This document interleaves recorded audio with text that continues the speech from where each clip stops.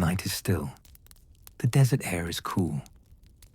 Somewhere beyond the hills of Judea, the stars shimmer above the sleeping land. A torch flickers beside a Roman outpost. A soldier shifts his weight. Far away, a shepherd leads his flock under the quiet sky. This is the world of Jesus' time, a world watched over by Rome, a world of faith and empire, of peace and tension, of taxes and prayers. The Roman Empire stretched wide then, from the green fields of Britain to the deserts of Arabia, from the marble temples of Rome to the stone villages of Galilee. Judea was small in comparison, but it was sacred ground, the heart of an ancient faith. And to Rome, it was a province that needed control. When Rome took power, the old kingdom of Israel had already faded. The great kings, David, Solomon, and their glory, were long gone. The people had endured exile, conquest, and return. Now, in the first century, they lived under Roman rule. It was not a rule of kindness. It was a rule of order, a rule of taxes, a rule of soldiers. The Romans came first under Pompey the Great. He entered Jerusalem in 63 BCE. He found the temple. He walked where only priests should walk. And though he left the city standing, Judea was no longer free. From then on, Rome held sway. The governors, the kings, the soldiers, they all answered to the empire. Rome was proud of its system. It promised peace through power. The Pax Romana, they called it, the Roman peace. But in Judea, peace was uneasy because the people served a higher king. They served their God. The Romans didn't understand this. They had their own gods, their own shrines, their own ways. They worshipped emperors. They honored Jupiter and Mars. But the Jews would bow to none but the Lord of Israel. To Rome, that was strange. To the Jews, that was faith. The empire ruled through local kings. One of them was Herod the Great. Herod was ambitious, clever, and ruthless. Rome trusted him because he kept order. He built cities, palaces, and the magnificent temple in Jerusalem. Marble shone. Gold glittered. The city glowed in the sun. Herod wanted it to rival any Roman monument. He wanted glory, his own and Rome's. But beneath the marble, unrest stirred. Taxes were heavy. Roman standards stood near the temple gates. The people whispered. They dreamed of freedom, of a Messiah who would deliver them. When Herod died, his kingdom was divided. His sons ruled parts of it, but not well. One by one, they fell from Rome's favor. Eventually, Judea came under direct Roman control. A governor was appointed, Pontius Pilate. He ruled from Caesarea, a Roman port city on the coast. But during festivals, he came to Jerusalem. The city was crowded then, filled with pilgrims, sacrifices, prayers, and sometimes trouble. Pilate was not a kind man. He was hard and suspicious.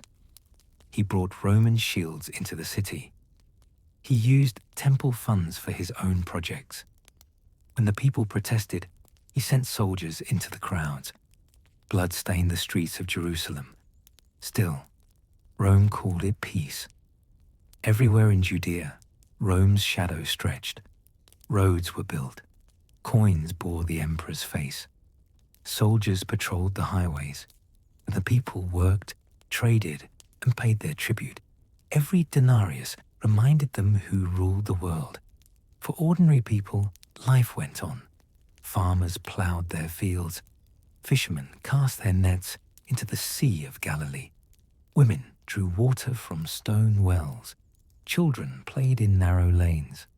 But always, Rome was present, in the taxes, in the soldiers' armor, in the governor's decrees. The Jewish people waited for deliverance, waited for a kingdom, not of this world.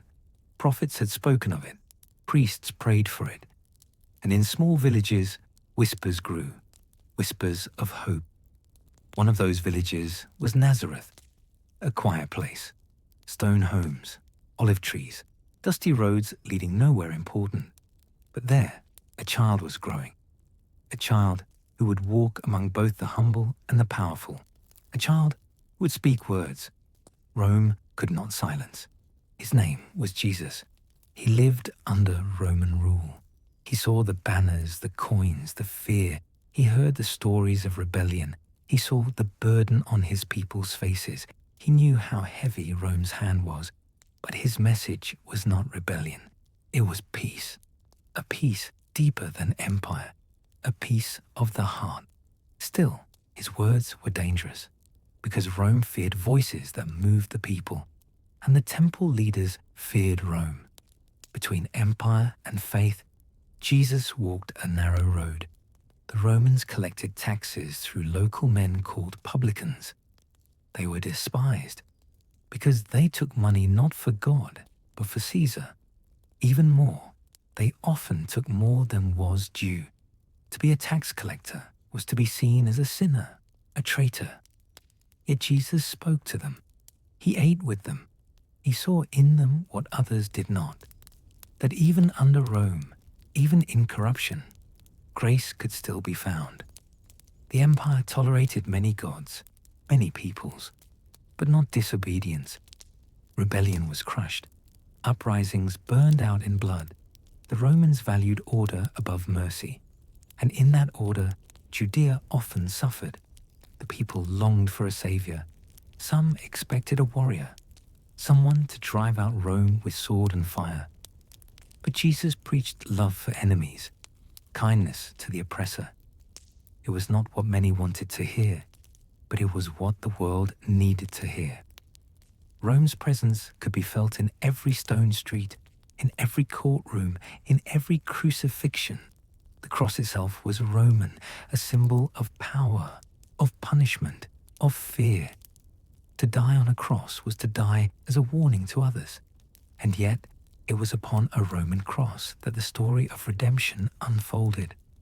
Pilate's name would become known not for his rule, but for his decision. A decision made under pressure. A decision to please the crowd and preserve the fragile peace of empire. He washed his hands before the people, but history did not forget. Through all of this, the Roman machine kept turning. Armies marched, ships sailed, laws spread, Rome built, conquered, and demanded loyalty. It was a world vast and glittering, but also fragile. A world proud of its power, but blind to its spirit. And within it, in the hills of Galilee, a new kingdom was quietly beginning. Not with armies, not with marble, but with words, with mercy, with love. To understand Rome's role in Judea is to see both might and meaning. The empire brought roads that carried travelers and the message of faith. It brought peace that allowed people to move, to trade, to speak. It also brought control, fear, and crucifixions. It was both the stage and the shadow of the story. The Romans did not know what was being born among them. They thought in empires, in borders, in wars and taxes. But something far greater was unfolding, something they could not tax, something they could not crucify forever. In time, the empire itself would change. The very name of Christ would spread through its cities, through its legions, through its marble halls, and Rome, which once ruled by force, would one day bow to faith. But in Jesus' lifetime, it was not so. He walked among Roman roads and Jewish villages. He saw the grandeur of empire and the poverty of the people. He knew the weight of Caesar's coin. And yet he spoke of treasures not of this world. He spoke of a kingdom within. The empire built monuments of stone. He built hearts of compassion. The empire punished rebellion with death. He offered life through surrender. Two powers, two kingdoms, side by side in time, but worlds apart in spirit. The Roman Empire shaped his world. It created the roads his followers would later travel. It spread the language, Greek and Latin, that carried his words far and wide. It built the infrastructure through which his story would echo across continents. Without Rome's roads, the message might have stayed in Galilee. Without Rome's order, perhaps it would not have reached beyond. Yet it was not the empire's doing. It was the quiet design of history itself. In the decades that followed, Rome would face rebellion again. Jerusalem would rise and fall. The temple would burn, and the people would scatter. Rome's legions would march away, leaving ruins behind. But the faith born under their shadow would endure. It would grow. It would move from house to house, from city to city, from empire to empire. And though Rome would crumble, that faith would remain, outlasting emperors, outliving marble, surviving time itself. So when we speak of the Roman Empire in Judea, we speak of power meeting prophecy. We speak of stone meeting spirit. We speak of a ruler who sat on a throne and a teacher who carried none. Rome gave structure. Faith gave meaning. One ruled the body. The other touched the soul. Now the torches burn low. The soldiers change their watch. The streets of Jerusalem fall silent. And somewhere, under the same stars that watched over emperors and peasants alike, the story continues. Because the empire that once ruled by might became the soil in which gentleness took root. Because in the land Rome called a province, eternity whispered in human form. And as the world slept, the kingdom of love was quietly being born.